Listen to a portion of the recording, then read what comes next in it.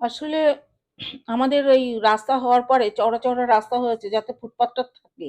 মানুষজনের চলাফেরার যাতে সুবিধা হয়। কিন্তু তাদের দোকান থাকা সত্ত্বেও তারা দেখছি যে রাস্তার মাঝখানে এসে বসে পড়ছে।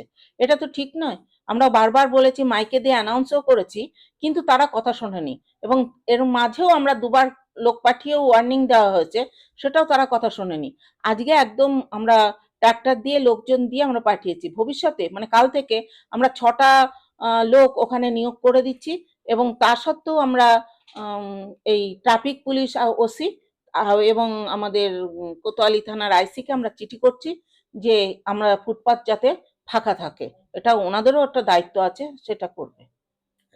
কিছু কিছু লোক অভিযোগ করছে যে সামনেই চৈত মাস সেল আছে, এইসব দোকান পাশারগুলোকে সেলে বসানোর জন্যই নাকি এখন হঠাৎ করে উচ্ছেদ শুরু হয়েছে, সেই না, বিষয়টা না, কি বলবেন? সেলে বসানোর জন্য না।